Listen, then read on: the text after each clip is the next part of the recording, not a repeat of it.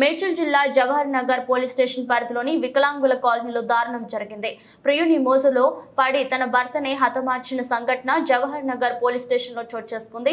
పోలీసులు తెలిపిన వివరాల ప్రకారం ప్రియుడి ప్రణయ్తో కలిసి భర్తను హత్య చేసిన భార్య కావ్య, హత్యకు వివాహేతర సంబంధమే కారణం. నిందితులను అరెస్టు చేసి రిమాండ్కి తరలించిన జవహర్ నగర్ పోలీసులు 28/12/2024 రోజున మధ్యాహ్నం 12 గంటలకి కాంప్లైనెంట్ పూసా సత్యనారాయణ మనము కాపురా మండల రెవెన్యూ ఆఫీస్లో పనిచేస్తూ ఉంటాడు, జూనియర్ అసిస్టెంట్.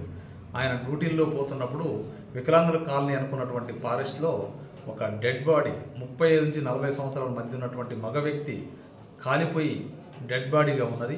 వెంటనే అతను పోలీస్ స్టేషన్కి వచ్చి ఎవరో గుర్తెలియని వ్యక్తులు ఇక్కడ కాల్చి చంపివేసి ఉన్నట్లుగా తెలుస్తున్నదని కంప్లైంట్ ఇవ్వడం జరిగినది. దాని మీద మేము మర్డర్ కేసు రిజిస్టర్ చేయడం, జవహర్ నగర్ పోలీసులు మర్డర్ కేసు రిజిస్టర్ చేయడం జరిగినది. తర్వాత దానిలో మాకు ఎలాంటి క్లూస్ కానీ ఎలాంటి ఏమి లేవు. దాన్ని ఫింగర్ ప్రింట్స్ మా యొక్క టెక్నాలజీ కొత్త టెక్నాలజీని ఉపయోగించి దాంట్లో నిందితుల్ని మేము ట్రేస్ చేయడం జరిగినది. అదేవిధంగా చనిపోయినటువంటి వ్యక్తిని కూడా ట్రేస్ చేయడం జరిగినది. చనిపోయినటువంటి వ్యక్తి పేరు స్వామి, సందిరి స్వామి, 35 సంవత్సరాలు ఉంటాయి. ఇతనిది మన ముత్తుస్వామి కాలనీ, బాలాజీ నగర్. ఇతను డ్రైవింగ్ పని చేస్తూ ఉంటాడు. ఇతని భార్య పేరు కావ్య ఉంటుంది. ఈ కావ్య ఎవరైతే ఉంటుందో ఆమె ఇంటి ఎదురుగా ఉన్నటువంటి ప్రణయ్ కుమార్, వాళ్ళిద్దరి మధ్య ఇల్లీగల్ ఇంటిమేసీ ఉంటుంది. దాన్ని భర్తకు అనుమానం వస్తుంది, వీళ్ళిద్దరి మధ్య ఇల్లీగల్ కాంటాక్ట్ ఉన్నది, ఇల్లీగల్ అఫైర్స్ ఉన్నాయని అనుమానం వచ్చేసి అతను ఆమెను వార్నింగ్ ఇవ్వడం జరుగుతుంది. తర్వాత ప్రణయ్ మరియు ఆ కావ్య ఇద్దరు కూడా ఇతన్ని తొలగించుకుంటే అయిపోద్దనే ఉద్దేశంతో ఆమెని వాళ్ళు ఆ ప్లాన్లో భాగంగా చంపేద్దామని అనుకుంటారు. తర్వాత ఆమె ఒక 2-3 సార్లు అతనికి డబ్బులు 6 lakhs గోల్డ్ డబ్బులు ఇవ్వడము, తర్వాత 5 లక్షలు డబ్బులు ఇవ్వడము, తర్వాత బ్యాంకు లోన్ కూడా తీసి డబ్బులు ఇవ్వడము ఆ ప్రణయ్ కుమార్కి చేసినది. ఇవన్నీ కూడా అతనికి అనుమానం వచ్చినది. ఇక అన్ని దృష్టిలో పెట్టుకొని ఇతను ఎట్టైనా చంపాలని వీళ్ళిద్దరు ప్లాన్ వేస్తారు. ఆ ప్లాన్లో మన నిజామాబాద్ చెందినటువంటి రోహిత్ మరియు బాలాజీనగర్ చెందినటువంటి నగేష్ వీళ్ళిద్దరూ కూడా సహకరిస్తారు. అతన్ని స్వామి ఎవరైతే చనిపోయినటువంటి వ్యక్తిని 26వ తారీఖు మార్నింగ్ ఇక్కడ డ్రైవింగ్కి నా కోసం వస్తావా, మేము ఇక్కడ టూర్కి పోయేది అని చెప్పేసి నిజామాబాద్ పోయి మన ప్రణయ్ కుమార్ తీసుకొని పోయి కారులో నరేంద్ర అని ఆయన కారు తీసుకొని పోతాడు. ఆయన కారు తీసుకొని పోయి రెంట్కి తీసుకొని వెళ్ళి నిజామాబాద్ పోయి నిజామాబాద్లో రోహిత్ని కలుస్తారు. స్వామిని తీసుకొని పోతారు అక్కడికి. అక్కడ మాధవరం అనే ఒక విలేజ్ ఉంటుంది, అక్కడ ఒక వెంచర్ ఉంటుంది. ఆ వెంచర్లో నైట్ వరకు ఆ 26వ తారీఖు తాగుతారు.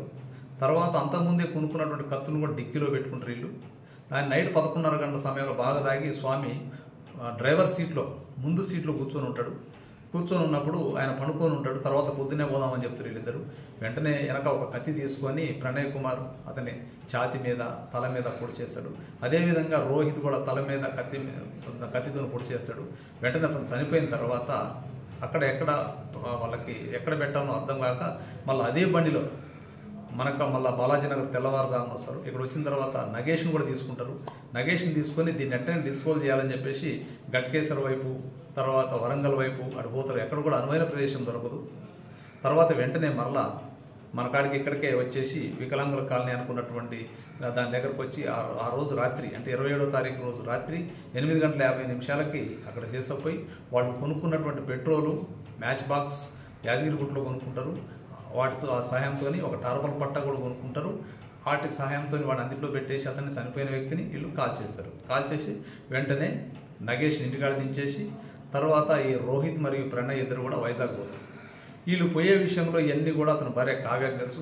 కావ్య కూడా వీళ్ళకి జీపే ద్వారా దాదాపు 43,000 రూపాయలు వీళ్ళకి డబ్బులు వాళ్ళ ఎక్స్పెన్సెస్ ఖర్చుల కోసం ఆమె వేస్తూనే ఉంటుంది. అదేవిధంగా అతను బతికి ఉన్నట్టుగా వాడు అక్కడ నుంచి ఎవరైతే ప్రణయ్ ఉండో వైజాగ్ నుంచి ఇతను ఇక్కడ టూర్కి వచ్చినామని చెప్పేసి స్టేటస్లో కూడా పెట్టి నమ్మిస్తూ ఉంటారు ఇక్కడ కావ్య వాళ్ళ మనం కూడా. కాబట్టి దీంట్లో మా యొక్క డీసీపీ మేడం మరియు మన డీసీపీ ఎస్ఓటీ మల్కాజ్గిరి సారు మరియు ఎస్ఓటీ టీం, ఐటీ సెల్, మా ఏసీపీ సారు అందరూ కూడా మా జవహర్ నగర్ పోలీస్ అందరం కూడా మా సుధీర్ బాబు కమిషనర్ గారి ఆధ్వర్యంలో వాళ్ళని వెంటనే ట్రేస్ చేయడం, ఎలాంటి ఆనవాళ్ళు లేనటువంటిది దీని మీద ఒక దాదాపు 10-15 టీంలు ఏర్పాటు చేసి క్రూజ్ టీం కానీ అన్ని కానీ అత్యంత టెక్నాలజీని ఉపయోగించి జరిగినది. రేపు శిక్ష పడే అవకాశం ఉంటుంది సార్, అంటే ఎలాంటి ఆధారాలు లేవు కదా. దీంట్లో మనము ఇంపార్టెంట్ చాలా ఫోన్పే, జీపే, తర్వాత టెక్నాలజీ, వీళ్ళ కాల్ డాటా ఇవన్నిటిని కూడా మనము క్రోడీకరించడం జరిగినది. ఎంత డబ్బులు ఎక్కడ పంపించినారు, వీళ్ళు ఎక్కడి నుంచి వచ్చినారు, ఎక్కడెక్కడ వీళ్ళ టోల్ గేట్ ఉన్నది, సీసీ ఫుటేజ్ ఎక్కడ పోయినారు, తర్వాత మేము సీజర్ చేయడం వెపన్స్ని, తర్వాత పెట్రోల్ బాటిల్ని సీజర్ చేయడము, ఇవన్నీ కూడా మేము సీజ్ చేయడం జరిగినది. దీన్ని మంచిగా చాలా ఎవిడెన్స్ ఉంది దీంట్లో, టెక్నాలజీ పరంగా కానీ అన్ని పరంగా కానీ డాక్యుమెంటరీ ఎవిడెన్స్ కూడా మంచిగా ఉన్నది.